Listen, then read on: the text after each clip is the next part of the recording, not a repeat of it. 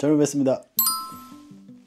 네, 오늘 이렇게 또 집에서 촬영하게 됐는데 날씨도 너무 춥고 눈도 많이 내리는 상태여서 히 앵글러 가지고 혼자 출조를 나가고 있는데 손맛을 못 봐가지고 영상이 못 올라가고 있습니다. 저는 보시다시피 손목인대가 파열이 돼가지고 지금 캐스팅도 못하고 혼자 집에서 그냥 낚싯대만 주구장창 보면서 루어만 이렇게 만지작 하면서 만족을 하고 있습니다. 조금 괜찮아지면 빠르게 필드에서 인사드려보도록 하고, 오늘은 간단하게 이제 초보자 가이드 편으로 해서 제가 낚시를 그래도 고등학교 때부터 히앵글러랑 같이 시작을 하면서 연차수로는 거의 한 10년이 다 돼가는데 느끼면서 물고기를 많이 바이트를 받았던 그런 루어나 상황이나 계절별 루어 선택이나 운영 방법 같은 거에 대해서 팁을 드리고자 카메라를 집에서 켰습니다. 앉아서 얘기해 보도록 할게요.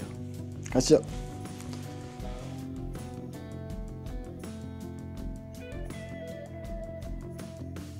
네, 그러면 아무래도 저희 PD님이 초보자이니까 궁금하신 거 있으면 한번 말씀해 주시면 제가 조금이나마 해답을 좀 드려보도록 하겠습니다. 그러면은 저는 그게 제일 궁금해서요. 포인트를 가서 상황마다는 다르겠지만 매번 계절마다 던지는 루어가 조금 특징적이다, 좀 반복적이었다라고 네. 제가 좀 느꼈었거든요. 네. 따라다니면서 봤었던 경우에는 각 계절별로 베스들의 습성이라던가 또한 루어를 던져야 바이트를 받을 확률이 좀 높은지 이거에 대해서 좀 설명을 해주시면 좋을 것 같습니다.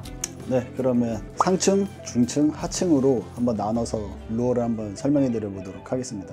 이제 봄에는 아무래도 조금 움츠려 있던 베스들이 먹이 활동을 하려고 하는 게 보이기 때문에 봄에 상층을 노릴 때는 스테이가 좀 가능한 루어를 많이 사용해요. 이제 움직이다가 멈추면 다른 루어 같은 거는 이제 웜이나 이런 거는 움직이다 보면 가라앉는데 조금 오래 보여줄 수 있는 탑을 프로베이트, 스틱베이트도 마찬가지고 이런 포퍼 이런 것도 굉장히 입질도 되게 많이 받고, 탑은 이렇게 3개로, 중층도 이런 미노우 같은 계열, 이 친구도 움직이다가 이제 중간에 스테이를 할 수 있는 그런 하드베이트고, 저는 봄에는 웬만하면 움직이다가 가만히 멈췄을 때 이제 입질이 들어오는 경우가 많기 때문에 이런 스테이가 가능한 이런 루어를 굉장히 선호합니다. 봄에는 바닥은 뭐 말 안 해도 아시겠지만 프리리그나 다운샷은 기본적으로 들어가는 거고, 이제 여름으로 넘어가자면 이제 여름에 비가 많이 올 때가 있어요. 좋아하는 계절인데 비가 오고 나서 다음날 필드를 가면 연안에 있던 풀들이 잠깁니다.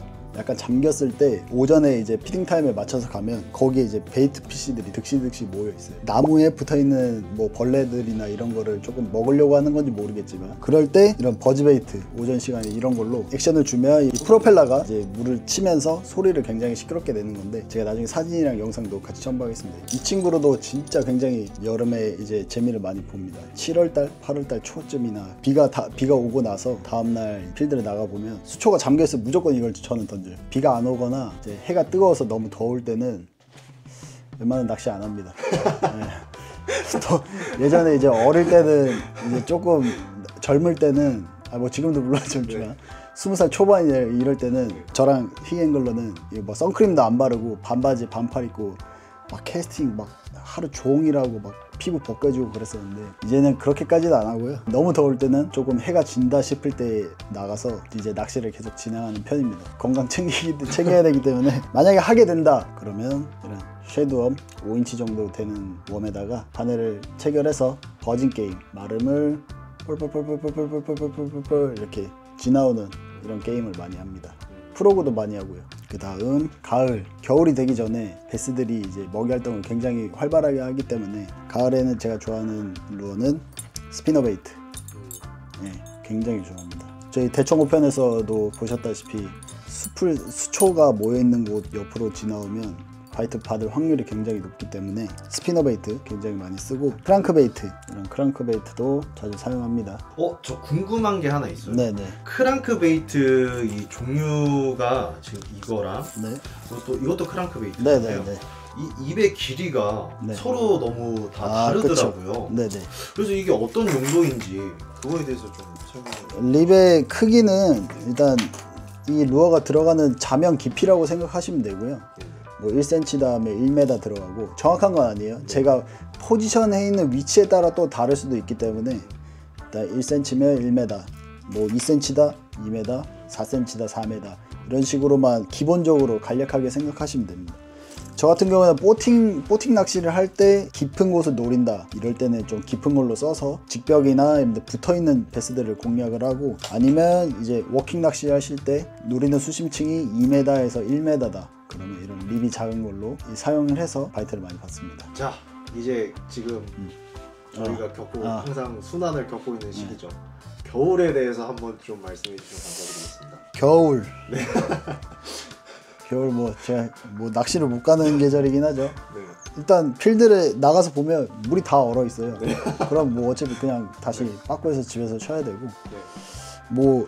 유명한 포인트, 뜨거운 물이 나오는 포인트도 있기도 하지만 그런 곳에서도 베스를 만날 수 있는 그런 확률은 조금 적기 때문에, 근데 이제 그런 상황에서도 만날 베스를 보고 싶으면 저 같은 경우는 작은 메탈 바이브, 이 친구는 4g짜리고 이 친구는 또 7g짜리, 이걸로도 많이 저번에도 그렇고 몇 마리 베스를 만나봤었는데, 일단 무조건 기본으로는 메탈 바이브 저는 꼭 챙겨가고요. 그리고 자, 이런 스몰 러버지그, 조금 나풀나풀거리죠.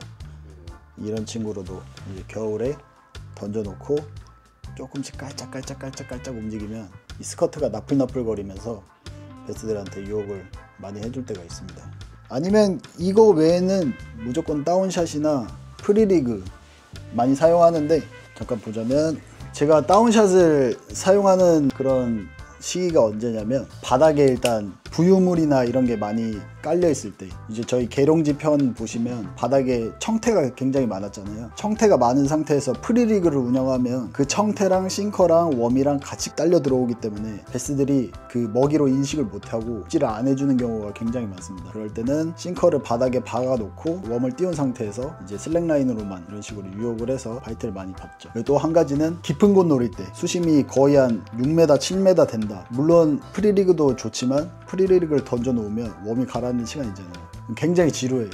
던져놓고 핸드폰 잠깐 인스타그램 보고 그러고 나면 이제 액션을 주는데, 다운샷 같은 경우에는 이 봉돌이 아래에 있죠. 그 웜이 그리고 바로 위에 있기 때문에 던지고 나면 착공 시간이라고 하죠. 그게 굉장히 짧아요. 봉돌이 먼저 바닥에 가라앉으면 그 루어도 벌써 웜도 액션이 들어갈 준비가 돼 있기 때문에 깊은 곳 노릴 때는 다운샷 많이 씁니다. 오늘 상층, 중층, 하층별로 계절별로 한번 설명드려봤습니다. 제일 중요한 건 필드에 나가서 서본 다음에 상황을 보고 루어 로테이션을 돌리는 게 제일 중요하지만, 제 개인적인 생각으로만 짧게 영상을 찍어봤습니다. 다른 고수분들, 앵글러분들 계시면 계절별로 조금 입질을 많이 받는 루어가 있으시다면 댓글로 많이 알려주시면 저도 한번 사용해보도록 하겠습니다. 빨리 필드를 나가야 되는데 이렇게 또 집에서 찍게 되는 점 양해 부탁드리고, 조만간 빠르게 히앵글러랑 같이 필드에 나가서 낚시하는 영상 찍어보도록 하겠습니다. 영상 재밌으셨다면 구독, 좋아요 부탁드리겠습니다. 이상 정글베스였습니다.